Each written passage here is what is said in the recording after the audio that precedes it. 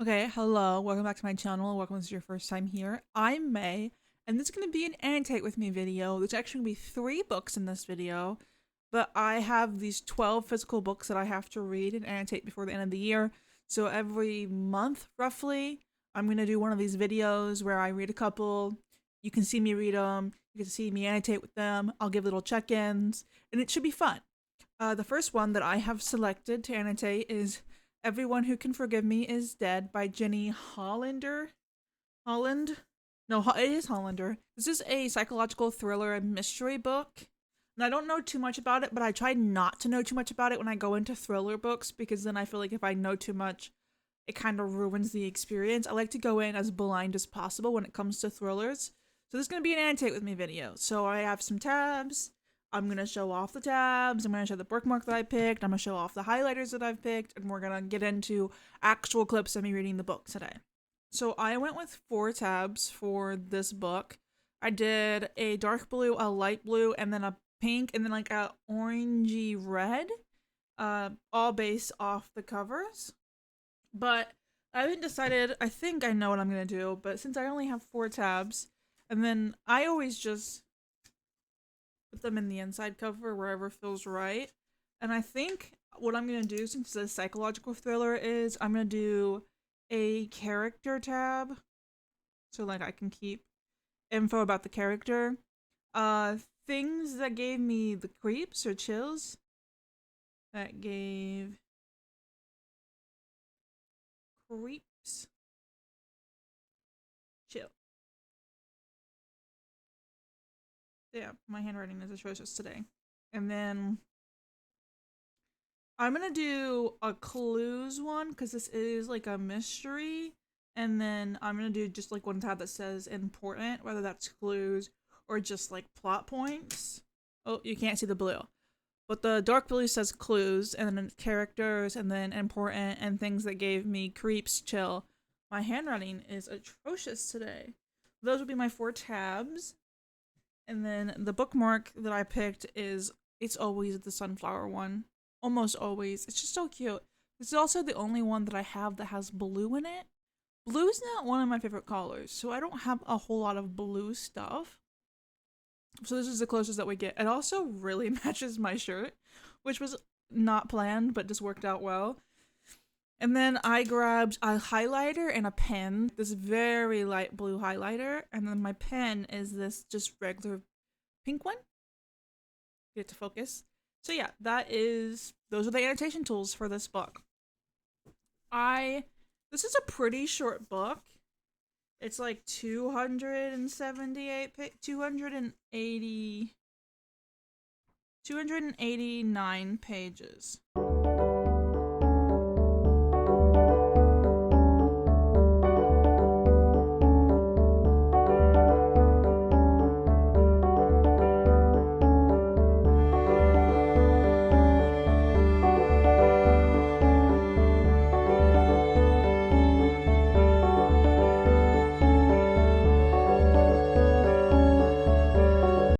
Okay, I'm here to give the halfway update on Everyone Who Can Forgive Me Is Dead.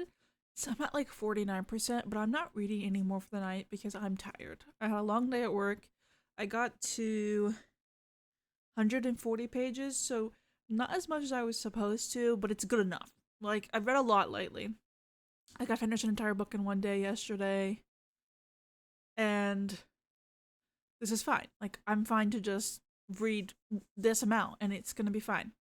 But I'm gonna tell you what it's about and what I'm thinking about it so far. So this follows a main character who went to this university, and at the university on Christmas Eve, this tragedy happens where 3 people were killed, 2 people were injured, I believe, and she's the only one that wasn't like injured, but she was there. But she said she doesn't remember any of it, like she blacked out, and all she remembers is that she was getting carried by the paramedics. And she apparently lied and told them a story because she was like, I believe it, I remembered everything. She lied to the police and told them that she remembered everything and told them some form of the story, and that's how it's been for 10 years. And she tried to like move away from it, so she moved and she got a job, and she's not like she's been going to therapy, like she literally cannot speak about it because she apparently has blocked out so many of the memories because she has like really bad PTSD, really bad anxiety. Now that it's been 10 years, someone wants to make a documentary about it and tell the truth. And she starts freaking out because she's like, how do they know the truth? I don't even know the truth, and I was there for it. So she starts talking to her therapist, and her therapist is like, well, one of the things that might help is if you take me through like the events leading into it.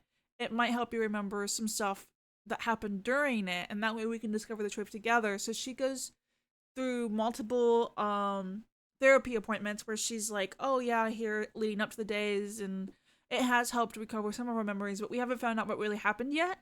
And this is also like told in like multiple time points. Like there's a couple of things that are happening in the past, and then it's obviously the present, and then we also get like when she's in the therapy sessions, we also get like the flashbacks to those moments before the tragedy, and it's done very interesting. I'm not loving it though. It's not like a 5-star, but it's definitely like in 4-star territory, like not the best psychological thriller that I've read, but I think it has potential as long as it's like not a stupid ass reasoning to this, like as long as what really happened is actually like good, and it's not like I don't remember because I fell. Like it needs to be something juicy, and like she doesn't remember because she's the one that killed them or something like that. Like it needs to be like fucked up, like she's actually the killer but she doesn't know it, she doesn't remember it. That would be good. That would be good. If it's something like that, I'm gonna be a little pissed off, but I'm liking it so far. This is my, you can't really tell, I haven't really tabbed that much. I've highlighted a lot, but like I haven't really tabbed a whole lot. So yeah, this is like my 50% progress into the book.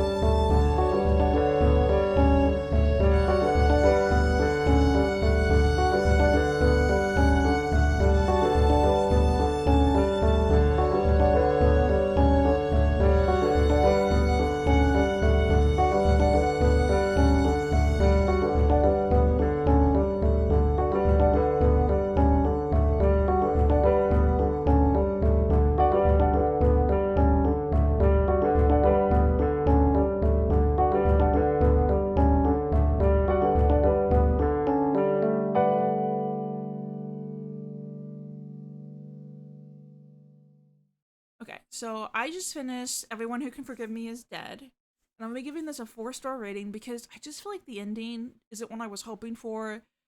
And I don't love it, personally. I just don't love it. So I was kind of explaining that this book is about someone who was a part of a tragedy, but she doesn't remember much of it, and she's trying to use these therapy appointments to figure out what happened. And I'm going to talk about spoilers because this is the spoiler vlog, Annotate with me. So if you don't want spoilers, feel free to jump to the next part so that you can avoid them. Essentially, what we find out is that she's pretty much had like years, like a 10-year psychosis episode where she's like convinced herself that she killed her friends. Like, she's convinced that she's the bad guy, that she's the murderer, that she's hurting people, and that's why she has that's why she has blacked out memories, is because she hurt people and her brain blacked them out so she wouldn't remember hurting people. And that's what we get the entire book. We get the entire book. We are made to assume that she killed her boyfriend, and we are made to think the whole time that she killed 3 people and injured 2 people. Like, she writes herself as being the bad guy. She's like, I lied to the police. I didn't want them knowing the truth. And then she's like, but I don't even know what truly happened because I blacked out. So she's like using these therapy appointments. And I thought the big reveal was going to be like, she actually did kill them. But the reveal is that they never died. They never died. Like, people did die, but not the people that you thought died. So, I mean, at least to me, I took it as that she killed her 2 best friends and her boyfriend, because she talks a lot about Kate, Jordan, and Dee, and about how much she has guilt around them. She's like, I have so much guilt. I hurt them. I can't let anyone know. Especially because Kate's twin sister is the one that's pushing for this documentary to be made. So she's like, oh my god, Kate, like, Steph knows. That's for the twin.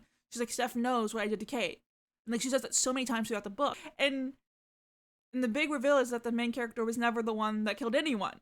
She didn't kill anyone at all. She blacked out because it was such a traumatic experience that, like, her brain was trying to protect her from that trauma.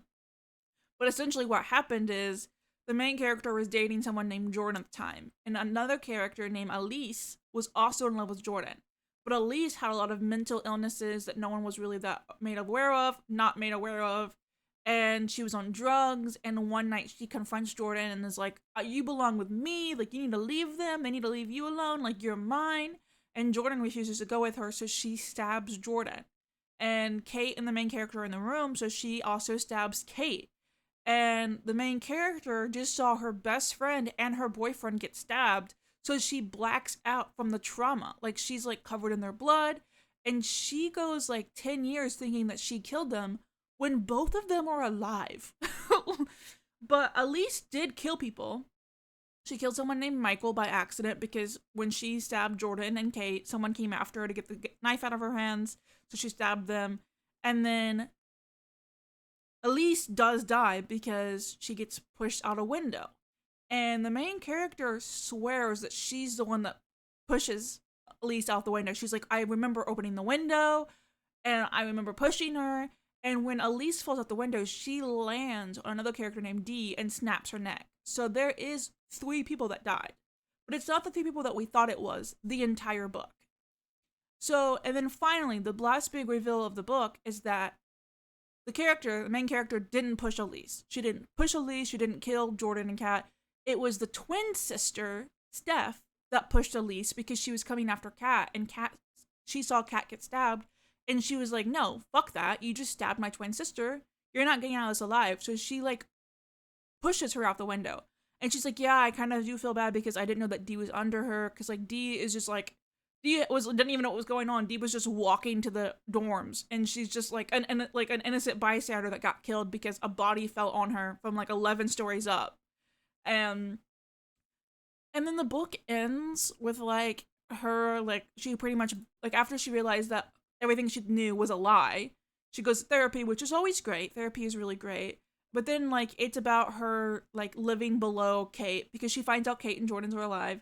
And then the last page is insinuating that her and Jordan are going to get back together now that they know that they live.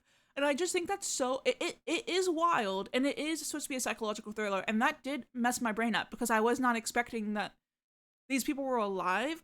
I just don't think that it makes a lot of sense when you look at the book overall, because I just feel like it came out of nowhere. Like there was no build up for that, and it was just like maybe that's what's so psychological thrilling about it is that like you really had no idea that these people were actually alive because she has spent 10 years telling herself that they're dead and that she did it. But I just feel like there was not enough build up. There was not enough like plot to back that up. And I just feel like this should have been a bit longer. It's only 288 pages. I feel like this book could have really been helped by like an additional 100 pages that she could have fleshed that out because I would say like you don't even find out that Kate and Jordan are alive until like 50 pages away from the ending.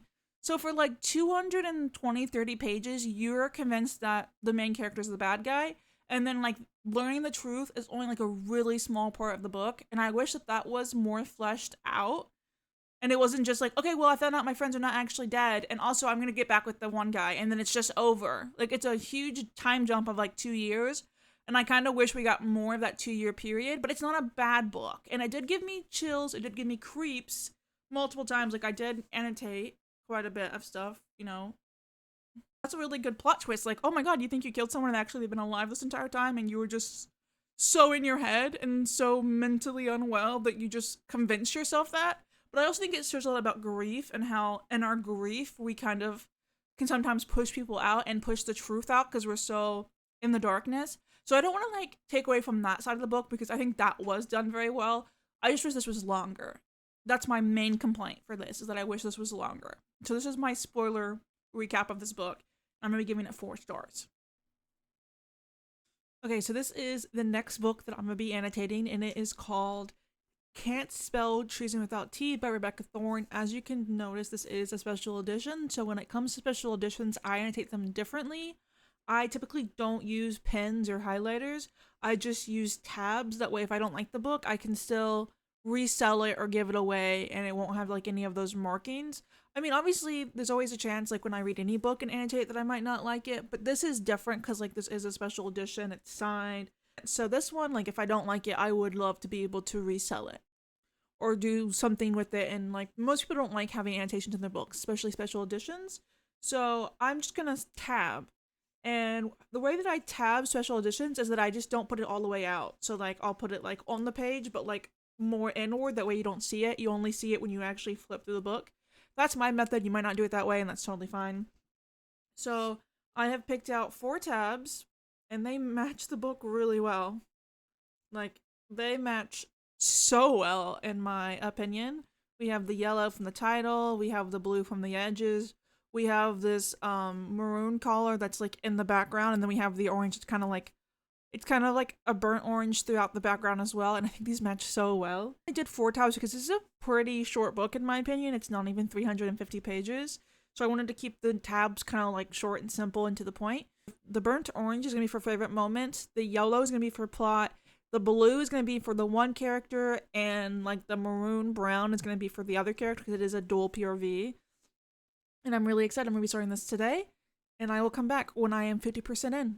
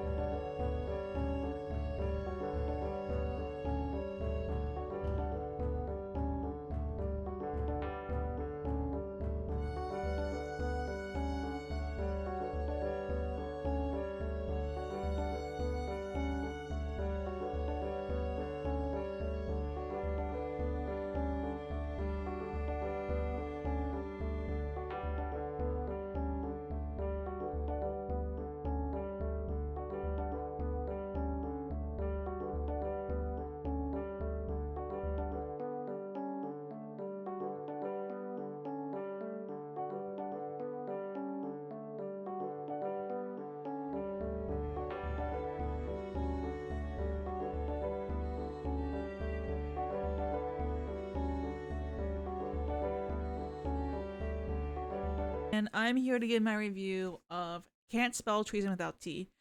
I finished this yesterday, but I had a really busy day, so I wasn't able to give an update, but I'm here to do it now. I didn't love this. And I'm kind of sad about not loving it because you would have thought that it would have been perfect for me because it's a book about a tea shop that also sells books. It's like a bookshop, tea shop in one. I love books. I love tea. I love fantasy. So I was like, oh, this is going to be perfect for me. This was my first cozy fantasy, and I think maybe I don't like them. So let me tell you what it's about, then I'll give you my review. This is about a lady who works for the queen, like as her like guard pretty much, and like assassin almost as well. And she decides to run away with her girlfriend who's like the mage of all mage. Like she's super powerful, like she's like ahead of the mages. And they decide to run away to open up a bookshop, tea shop together. Well, running away from the queen is treason. So obviously when they run away, they have a bunch of people looking for them because they're like, oh my god, you just literally committed treason to run away with your girlfriend. And that's the entire plot, pretty much. The only other thing that's like a part of the plot is that there is dragon attacks that keep happening. And they're trying to figure out why the dragon attacks keep specifically happening to this town and why they're like randomly happening. And there is a bit of a plot with that. But there is really not much of a plot. And maybe that's the point of cozy fantasy. But like personally, it took like 150 pages for it to get good. I almost DNF'd it at 50 pages. And then I was like, no, let me just, didn't realize my hair was being goofy back there. I was like, let me just, I almost DNF'd it at 50 pages, but I was like, let me just give it a little bit more time. Because I feel like for the first 150 pages, it's just them describing building the bookshop. It's like, we're going to make the collars this color, we're going to make the walls this color, this is going to have this book, and this over here is going to be the kitchen. And while that's cute and fun and all that, I didn't enjoy reading about that. Like, it would have been fine if they would have mentioned it just a little bit. But so much of this book is them describing in detail of building this bookshop. Like, I feel like we spend more time building the bookshop than we actually get, like, with the plot inside the bookshop. And it is sapphic, so I don't want to discredit it because, you know, it's really cute. I just don't think this is for me. I personally think that it was boring. And I'm going to give it a 3.5 because, like I said, the second half, once the plot hit, I was hooked. Like, once I got to 150 pages and I was getting into that stuff with the dragons, I was like, okay, this I like, this I enjoy. I thought this was a standalone series. I thought each book had a different main character. It does not. The second book is these same characters going after to find what's... You find out what the dragons are there for, and then in the second book, you're going after to get the things for the dragon. And it's following the exact same main characters, to my understanding. So I would not have read this if I knew that. I thought it was like each book had its own character. Because now that I've read this, I got left on a bit of a cliffhanger. So if I want to know the rest of the story, I have to read the next one. And I don't know how I feel about that yet. I think if I already own the second one, so if I read it and I give it also 3 stars, I'm not completing the series. I'm just not.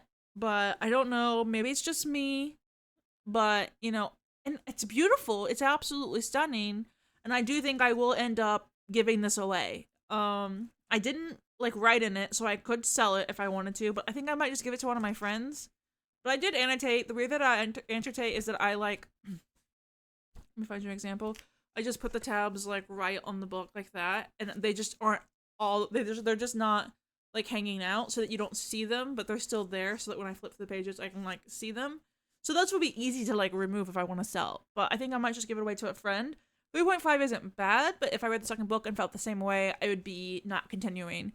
Maybe I'm just not a cozy fantasy girly. I don't know, this is my first attempt. And I had a lot of high hopes. I was really, really, really excited for this book. And I thought it was boring for the most part. It had potential and it did not live up to my head. And the bad part is I have the special editions, so I didn't get these for cheap. So it kind of sucks that I didn't end up loving it, but I'm not going to force myself to love a book just because I paid money for it. Hi everyone, it is September 20th, and I am starting The Bond of Brass, which is the last book that I have to annotate. This is going to be my Annotate with me video. And I'm nervous because I haven't heard the best things about this book, and it is a sci-fi, and I'm a little iffy on sci-fi, but I think that it might be okay. So I'm going to try to read this. I'm doing a 12-hour stream today, and I'm going to try to read the entire book today. And then if I DNF it, I have a backup book. But since this is my Annotate video, I'm going to show off the two pens that I'm going to use. It's a pink and a blue. And then I also have tabs. Yeah. So for the tabbing, I did the dark purple as the main character, the light purple as plot, the dark pink as the other main character, the light pink as world building, and then the blue as fave. No, if you could maybe be. And this is the bookmark that I will be using. It says there better be a happy ending. I just mostly picked it for the collars. I don't know too much about this book. All I know for really is that the main character is a pilot who's trying to save his best friend, and he learns that his friend is secretly the heir to a galactic empire. So kind of giving like Star Wars vibes, and I'm a big fan of Star Wars. It's a relatively average size book. It's 300 pages exactly, I think. But yeah, I'm gonna be reading Bond of Brass by Emily Skrtitsky, and I'm nervous, but I might end up really loving this. The other book that I'm gonna try to read is Dungeon Crawler Carl Book 2, and it's my backup in case I DNF this. But if I do finish this and there's still time left in my readathon, I think I am just gonna go ahead and read it, and I'll have the audiobook so I can also clean. I wasn't meant to read Dungeon Crawler Carl Book 2. I just want to. And it's still 10 days left in the month, and I only have 3 books to read after this one. So it was if I have to finish it today anyways, it doesn't really add to my monthly TBR, pages per day, if you think about it, because then I'm gonna have 10 days, well, technically 9. I'll have 9 days to read 3 books, which means I could take 3 days for each book. So I think it will all work out. I'm excited for the Dungeon Carl Book 2. I can't remember what it's called. The Antarcticus Guide. I'm not sure. But yep, I will show some clips of me reading this, and I probably won't do a 50% check-in because like I said, I'm going to be streaming. I'll just show some clips of me annotating, some clips of me talking about it on stream, and then once I finish stream tonight, I will come back and give my review and rating of the book, or if I DNF'd it. So, yeah, that's it for now.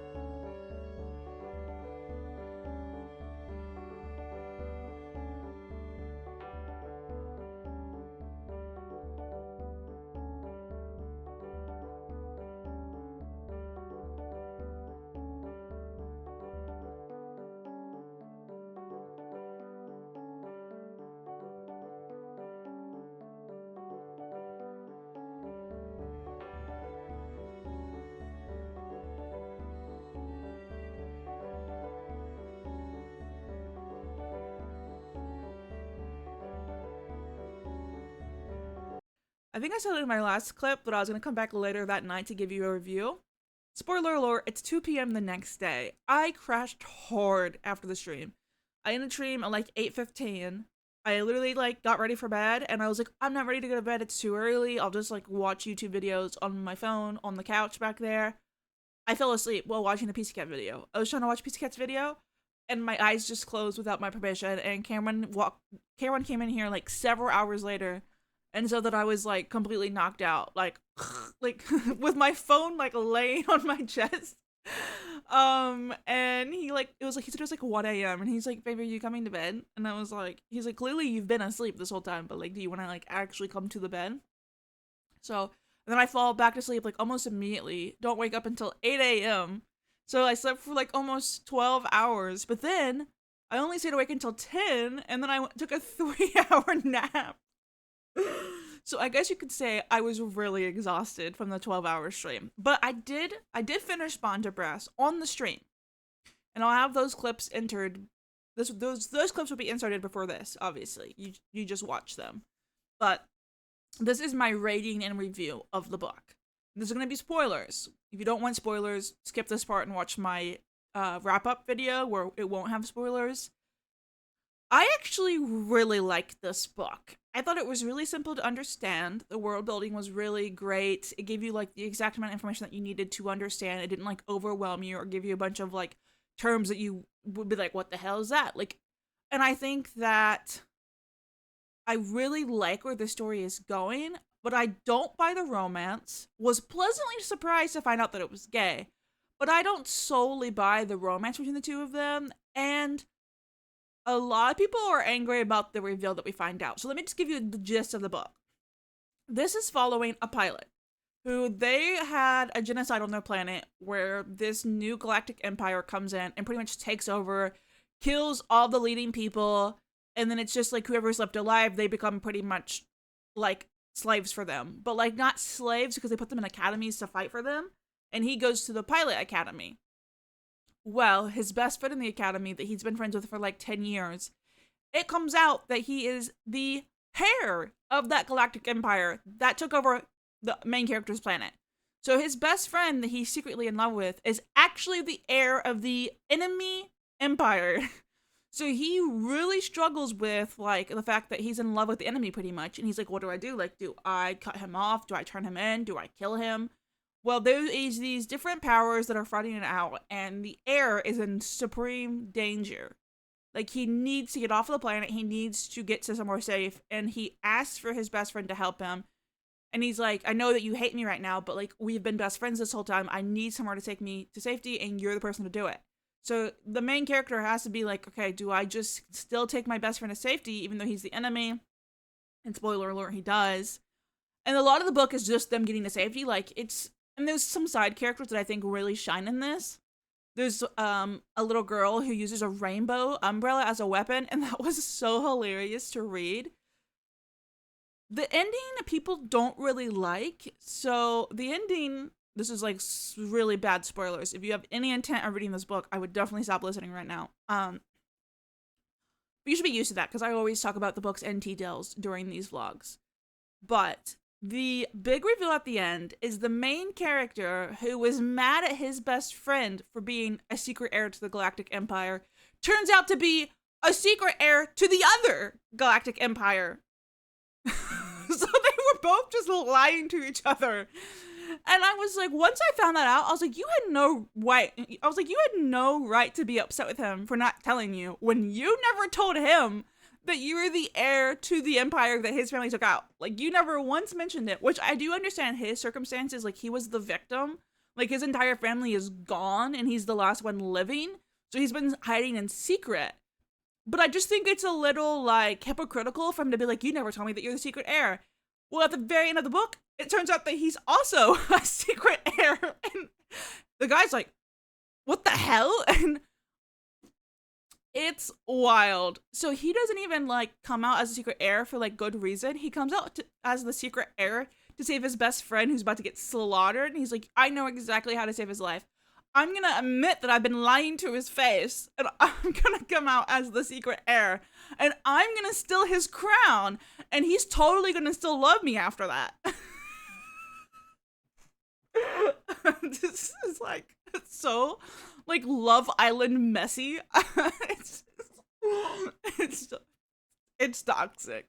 Um yeah, the rationale behind his thinking is like really fucking stupid. He's like, I'm gonna save his life. I'm gonna take his crown to save his life, but he's gonna still be madly in love with me. Like, I'm sure he won't be upset that I lied to him. Well, spoiler alert, he is upset that he lied to them.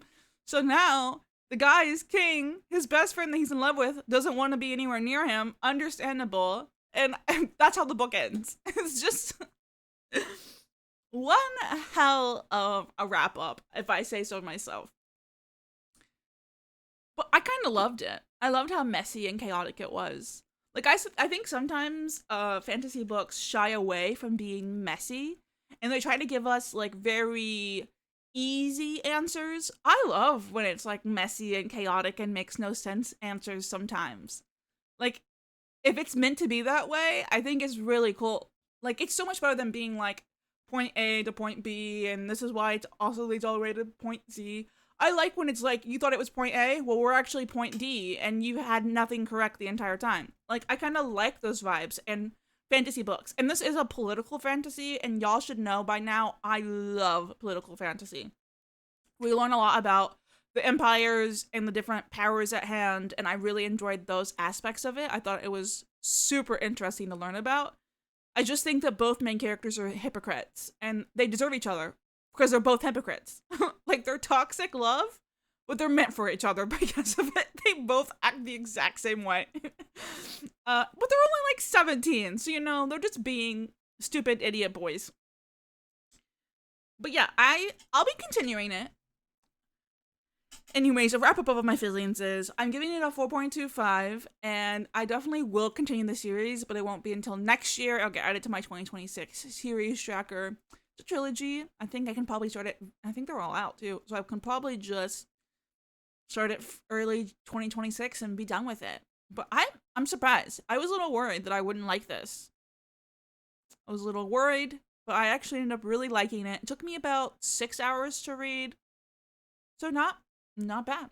I think it ended up being a lot better. And this is the annotation, how it ended up being annotated. Hold on. Sorry.